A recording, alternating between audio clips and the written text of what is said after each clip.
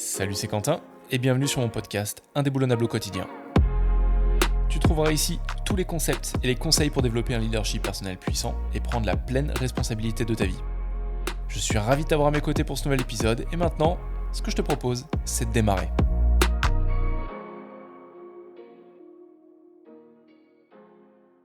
Aujourd'hui, j'ai envie de te partager quelque chose de plutôt personnel. L'épisode va être un peu plus long que d'habitude. En tout cas, je pense. On va voir. Mais j'ai envie d'aborder, tu vois, cette idée que j'ai découvert dans un bouquin il y a pas longtemps. Et par contre, c'est aussi une idée que je me pose depuis un moment et qui a énormément résonné en moi. Et la question, c'est celle-là. Doit-on tuer une partie de soi-même pour réussir ? Et c'est ce que je te propose de voir ensemble aujourd'hui. C'est vraiment un sujet sensible que je vais aborder. Moi, cette question, comme je te le dis, je me la pose depuis un petit moment. En tout cas, peut-être quelques mois. Et néanmoins, elle est centrale dans ma vie et dans la tournure que prend mon travail aujourd'hui. Alors pour que tu intègres mieux ce dont je vais te parler, je vais te donner un peu de contexte et te dévoiler une partie de mon histoire. Ça fait 4 ans que je me suis lancé dans le monde de l'entrepreneuriat en tant qu'indépendant et ça m'a totalement déformé. Et pas dans le bon sens. En tout cas, pas que dans le bon sens. Certains de mes côtés se sont totalement exacerbés et d'autres ont été totalement étouffés, alors qu'ils n'étaient pas moins importants que les autres. Je vais être totalement transparent, je suis quelqu'un d'ambitieux, j'ai toujours été passionné. Et quand j'ai trouvé vraiment le truc qui me drivait au quotidien, c'est-à-dire le coaching, aider les autres à réussir, et moi à côté en fait nourrir ma curiosité, ma passion à travers des lectures, des formations, et toujours moi me développer petit à petit chaque jour, eh ben ça a renforcé mon ambition. Et en fait, ça a aussi renforcé mon esprit complètement obsédé par la réussite. L'ambition, à mes yeux, elle est importante. Et par contre, l'obsession, beaucoup moins. Ça, c'est vraiment un truc dont je me suis rendu compte les derniers temps. Et par contre, c'est un trait de caractère qui est hyper présent chez les entrepreneurs. Et c'est un trait de caractère qui craint un peu. Inconsciemment, j'ai commencé à me couper de beaucoup de mes émotions, à optimiser un nombre mais inimaginable de choses dans mon quotidien et à étouffer certaines pensées qui, là tu me vois pas, je mets des guillemets, ne me servaient pas dans mon dessein pour devenir l'excellent coach que je voulais devenir. J'ai toujours été quelqu'un de créatif. Tu vois, le dessin, les Lego, la guitare, le piano, la basse, ça faisait partie de mon quotidien.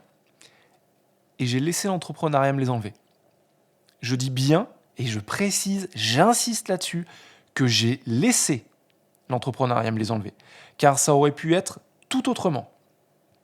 Pendant 3 ans, mon seul hobby, hormis le sport, et encore à un moment j'ai laissé tomber pendant 6 mois, ce qui m'a mené à un burn-out d'ailleurs, mon seul hobby, ça a été ma boîte, ça a été mon activité. Je dirais même que j'étais, encore pire que ça, obsédé par moi-même.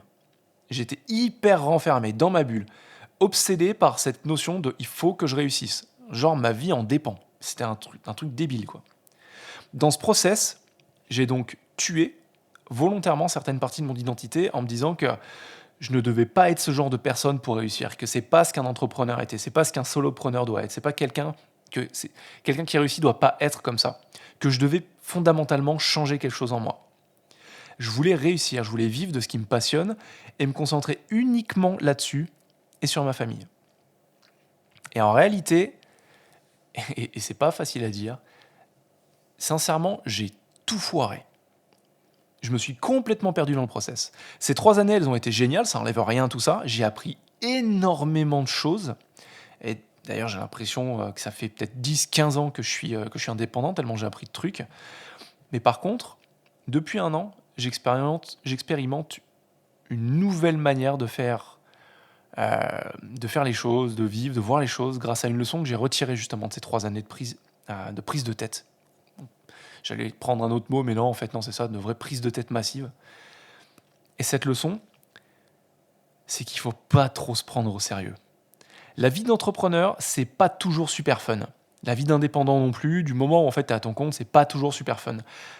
Alors si tu te prends trop au sérieux, tu peux vite y laisser ton essence, ta joie et tes passions hors boulot.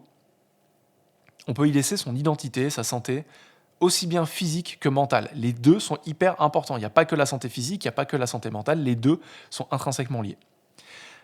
À ce jour, ma vision de l'entrepreneuriat a énormément évolué. Et ma manière de coacher aussi, d'accompagner mes clients, a également beaucoup changé. Je me suis rendu compte qu'on ne peut pas, on peut pas tuer une partie de soi. On l'étouffe, on la cache, on la ligote, on la cadenasse, mais on ne peut pas la tuer. On peut la faire taire, comme je te le dis, et même dans ce cas-là, elle va finir un moment par se renforcer dans son coin jusqu'à nous péter à la gueule. Et ça, sans prévenir. Ce que j'ai appris, c'est qu'on a tous des comportements qui se sont automatisés dans notre enfance. J'en ai déjà parlé, les saboteurs internes, notre juge, notre capacité à tout juger. Ces comportements, ils nous ont permis de survivre jusqu'à l'âge adulte et ils ont été tellement internalisés qu'une fois viables psychologiquement et émotionnellement, on ne se rend même pas compte de leur présence. Ils sont là, ils sont toujours là, mais ils ne nous rendent plus service, ils ne nous sont plus utiles, car ils nous font évoluer à travers des émotions négatives. Et ces émotions négatives à travers lesquelles ils nous font évoluer, c'est la peur, c'est la frustration, c'est la colère, c'est l'anxiété, et je peux te garantir que 100% de ces émotions négatives sont causées, par nos saboteurs, par notre juge, par notre capacité à nous foutre en l'air, à nous saboter tout seul. Ces comportements, ils sont automatiques, ils sont réactionnels, et souvent, en fait, ils sont situés au sein de notre, on va appeler ça le cerveau de la survie, de notre système limbique. Certaines parties de notre amygdale, du cerveau de la survie. Des parties plus ancestrales de notre cerveau, plus originelles. Ce sont ces comportements invisibles à nos yeux qui sont dangereux. Pourquoi est-ce qu'ils sont dangereux ? Car on ne les voit pas. Et car on les identifie quasiment à notre personnalité. Tu vois, c'est le genre de truc où on se dit... où quelqu'un va te faire une remarque en te disant « Mais t'en as pas marre de faire ça, mais t'en as pas marre de toujours être négatif, mais t'en as pas marre de toujours dire ça. » Bah, j'y peux rien, je suis comme ça, c'est tout. C'est là le piège. C'est qu'on pense qu'elles font partie de notre personnalité. Et clairement, tu vois, quand tu arrives à les dissocier, et c'est pas ultra compliqué, d'ailleurs je vais te mettre en lien un test gratuit que tu peux faire en description, qui te permettra d'identifier tes saboteurs et donc de mettre un mot, des comportements, une histoire sur ce qui te sabote au quotidien, la manière dont tu te fais hijacker, dont tu te fais saboter. Et clairement, tu vois, ce sont ces comportements que tu as envie de tuer. Alors là, je suis peut-être un peu violent, en mode guerrier, mais en tout cas que tu as envie de saboter. Tu as envie de saboter tes saboteurs, en gros. Mais une nouvelle fois, c'est un peu difficile à faire. Par contre, ce que tu peux faire, c'est apprendre à utiliser une partie plus sage de ton cerveau. Le cortex préfrontal, c'est le siège de la raison, de l'analyse et du contrôle. Et ce qui est fascinant, c'est qu'on est la seule espèce à disposer de cette spécificité anatomique. C'est elle qui nous distingue clairement de tous nos autres cousins animaux, et malgré ça, franchement, on en fait un super mauvais usage. Il y a un auteur américain qui est le père fondateur de la psychologie américaine d'ailleurs, qui s'appelle William James, qui disait que de ne pas nous servir de cette partie de notre lobe préfrontal, clairement de notre cortex préfrontal, nous rendait d'une certaine manière pire que les animaux.